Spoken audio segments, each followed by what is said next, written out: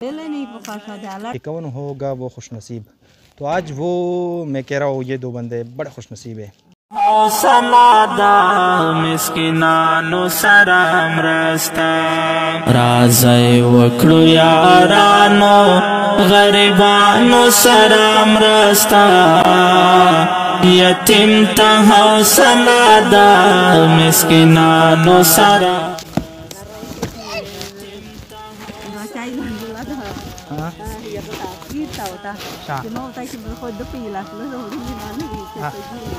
زه دایس په تیر تر غلای کنه مو ته پته وجه کدای شي دای وژای کنه ای بیا یګنی اس قسم دای نه رم الله خوشی دیره مې مدرسې ته بوکی وسلی وا یګنه خالد ګټ شوی بس سټاپ مکړه به ډایرکټ وتلی هاي دا وګونه کوه مې دا مې بحث د شپږ نیمه میاشتې نه د دنن بس مکمل تاسو دایس ٹھیک چلا دا د شپږ نیمه میاشتې مکمل راشنده دا د میجو دغه باندې دوه کسان دي چې هغه پیسې سره چولې وي هغه طریقه ته وکړه هغه تا ته وکونه کوي هغه تا ته الله ته ور بس ملک دیمرا کاټ مې تډک او ته لکه په خوښ نه بیل نه په خوښ ده الله ډېر شګړې دي الله دې دغه اجر نه ډېر کو الله دې په دین نه خو سمرا په خوښ او خوشي پته متنو لګیدا ډېر په خوښ ډېر دې خوشي ستا بیا استیا الله دې باندې سامي کا ریوانو سامي دا کوم ور کاټ ته ډاکټر ور په پاسا نه داینه دا خبره است دې څه خبره وکړه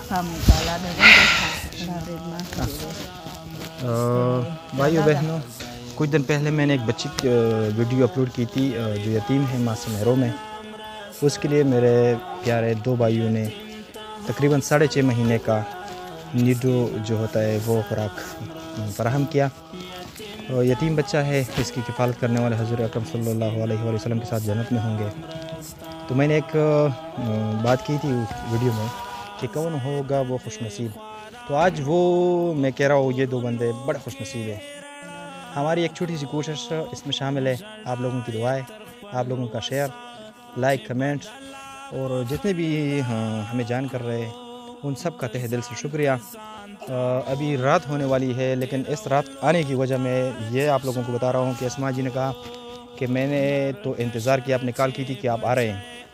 मैंने कहा कि मैं थोड़ा लेट हूँ, फिर सोचा कि शायद बच्चा भूखा हो, लेकिन अभी उसने बताया कि बच्चा भूखा था। मैं अभी उनके लिए खीर मंगवा रही थी, लेकिन आप अचानक आ गए, आपकी बड़ी मेहरबानी। तो फ़िक्र इंसानियत सबसे पहले। अभी मेरा दिल खुश हो गया। वो काम जो हम कोशिश कर रहे थे वो अल्लाह पाक की मदद से और आप लोगों की ताउन से अल्हम्दुलिल्लाह पाए तकमील तक पहुँच गया। पाकिस्तान पाइंदाबाद। यतीम ता हौसला दा मिस्किनानो सराम रस्ता राज़े वक्ड़ो या